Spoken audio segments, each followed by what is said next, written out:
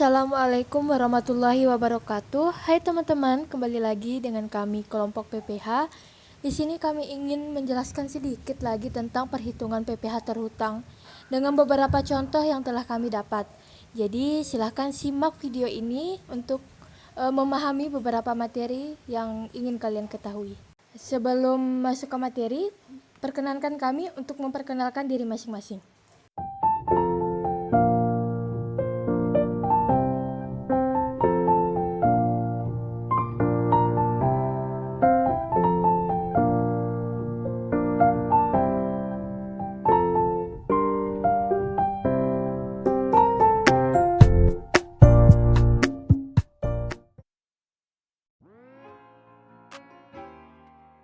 Baiklah, di sini kita akan masuk pada contoh soal yang pertama. Ini adalah contoh soal perhitungan norma. Soalnya, Tuan Chen Li tidak kawin dan tanggungan nol adalah seorang penyanyi terkenal. Setiap bulannya, Tuan Chen Li di tahun 2018 mendapatkan penghasilan bruto sebagai penyanyi sebesar 250 juta. Dan Tuan Chen Li juga merupakan seorang pengusaha yang berpenghasilan sebesar 100 juta per bulannya. Berapakah norma perhitungan Tuan Chen Li sebagai penyanyi jika presentasinya 50% dan pengusaha 30% tiap bulannya? Penyelesaian soalnya. Pendapatan sebagai penyanyi itu tadi 250 juta lalu dikalikan dengan presentasinya itu 50%. Jadi 250 juta dikali 50% dapatlah 125 juta. Lalu pendapatan sebagai pengusaha, pendapatan per bulan brutonya tadi adalah 100 juta, lalu persentasenya adalah 30%. Jadi 100 juta dikali 30% dapatlah 30 juta. Ditambahkan untuk mendapatkan penghasilan neto, pendapatan sebagai penyanyi ditambahkan dengan pendapatan sebagai pengusaha. Jadi 125 juta ditambah dengan 30 juta, dapatlah 155 juta. Untuk PTKP-nya karena dia tidak kawin dan tidak mempunyai tanggungan, maka dapatlah 54 juta. Penghasilan untuk mendapatkan PKP, penghasilan neto dikurangkan dengan PTKP. Jadi 155 juta dikurangkan dengan 54 juta, dapatlah PKP-nya yaitu sebesar 101 juta. Untuk menghitung pajak penghasilan yang terhutang karena dia lebih dari 50 juta, jadi kita menggunakan persentase dua cara, yaitu 5% dan 15%. Jadi 5% dikali 50 juta dapatlah 2.500.000. Lalu karena 15% ini adalah anggap saja sisanya, jadi 15% dikali 51 juta dapatlah 2.550.000. Ditambahkan dapatlah 5.050.000 per tahun. Untuk perhitungan per bulan, jadi 5.050.000 dibagi 12 dapatlah 480.833,33. Jadi, besar pajak penghasilan terhutang berdasarkan norma perhitungan untuk Tuan Chen Li setiap bulannya adalah sebesar 480.833,33. Kita masuk ke contoh soal nomor 2. Ini adalah perhitungan wajib pajak orang pribadi dalam negeri. Pak Rio kawin dan tanggungan 2 bekerja di PT Jayapura pada bulan Maret 2014. PT Jayapura setiap bulannya membayar gaji untuk Pak Rio sebesar 10 juta. Tunjangan transportasi dan makan masing-masing 650.000 dan 1.550.000. Premi asuransi kecelakaan kerja dan kematian dibayarkan oleh pemberi kerja masing-masing sebesar 70.000 dan 65.000. Setiap bulannya Pak Rio membayar iuran THT sebesar 350.000 dan iuran pensiun sebesar 250.000. Berapakah PPH pasal 21 yang terhutang untuk penghasilan Pak Rio tiap bulannya? Untuk mendapatkan penghasilan bruto, maka penghasilan gaji sebulan sebesar 10 juta ditambahkan dengan tunjangan makan sebesar 1.550.000 ditambahkan dengan tunjangan transport 650 ditambah premi asuransi kecelakaan kerja sebesar 70.000 dan premi asuransi kematian sebesar 65.000. Total penghasilan brutonya jadi dapatlah 12.335.000. Untuk pengurangannya, ada biaya jabatan dengan maksimal 500.000. Jadi 5% dikali 12.335.000 dapatlah 500.000. Iuran THT sebesar 350.000 dan iuran pensiun 250.000. Ditambahkan dapatlah jumlah pengurangan sebesar 1.100.000. Lalu untuk mendapatkan penghasilan neto sebulan, penghasilan bruto dikurangkan dengan jumlah pengurangan. Dapatlah besarnya yaitu 11.235.000. Untuk mendapatkan penghasilan neto setahun, maka penghasilan neto sebulan dikalikan dengan 10 karena ia baru mulai bekerja pada bulan Maret. Jadi 10 dikalikan dengan 11.235.000 dapatlah hasilnya 112.350.000. PTKP-nya karena dia kawin dan tanggungan 2, maka ditambahkan dapatlah 67.500. Untuk mendapatkan PKP, maka penghasilan neto setahun dikurangkan dengan PTKP. Jadi 112.350 dikurangkan dengan 67.500.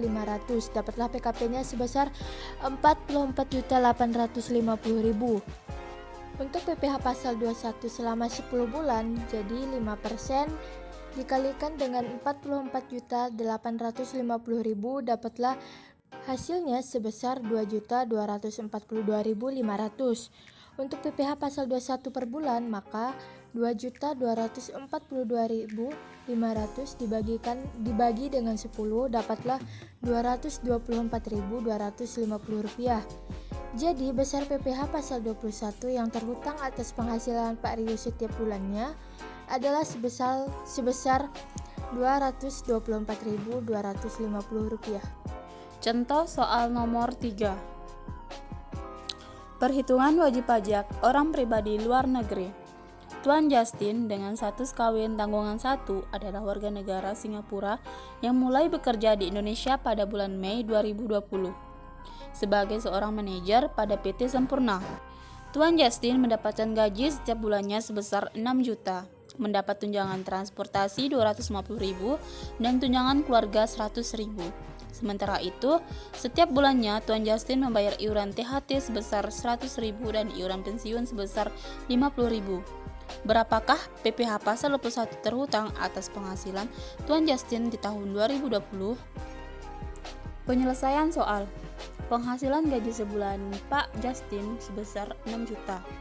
Lalu ada tunjangan transportasi sebesar 250.000 dan ada tunjangan keluarga sebesar 100.000 rupiah. Maka total penghasilan bruto ditambahkan semua dapat 6.350.000. Nah, untuk biaya pengurangan yaitu terdiri dari biaya jabatan yaitu 5% dikali 6.350.000 sama dengan Rp317.500.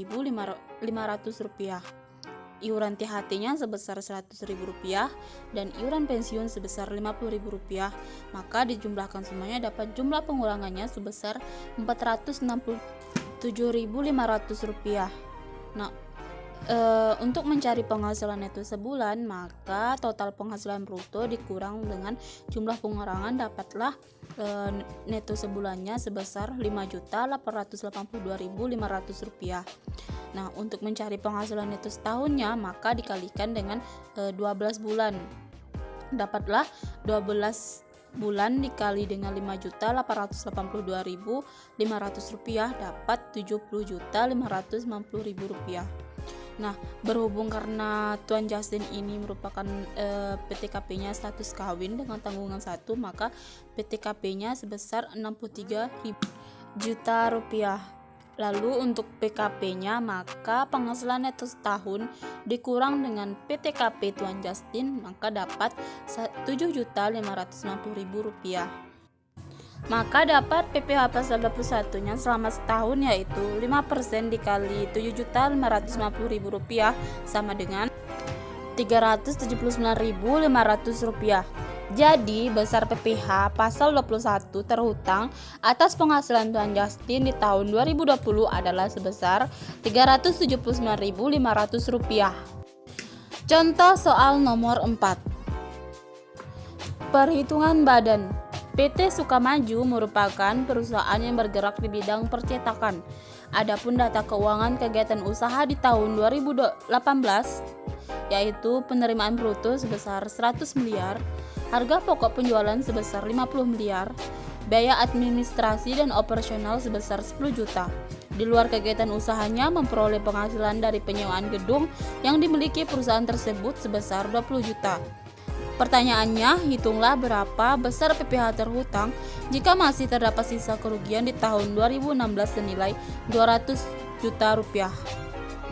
Penyelesaian soal. Peredaran usaha PT Sukamaju adalah sebesar 100 miliar. Ada harga pokok penjualannya sebesar 50 miliar, maka dapat penghasilan brutonya yaitu sebesar 50 miliar. Biaya yang diperkenankan yaitu biaya administrasi dan operasional sebesar 10 juta rupiah. Maka dapat penghasilan neto usahanya, penghasilan bruto dikurang dengan biaya administrasi dan operasional, maka dapat 49 miliar 990 juta rupiah. Dan penghasilan lain-lainnya sebesar 20 juta, maka dijumlahkan dapatlah penghasilan neto dalam negerinya yaitu sebesar 50 miliar 10 juta rupiah. Nah, untuk penghasilan neto luar negerinya tidak ada, maka nol. Maka dapat penghasilan netonya yaitu sebesar 50 miliar 10 juta rupiah. Ada kompensasi kerugian yaitu sebesar maksimal 5 tahun yaitu sebesar 200 juta. Maka dikurangkan dapatlah PKP-nya sebesar 49 miliar 810 juta rupiah.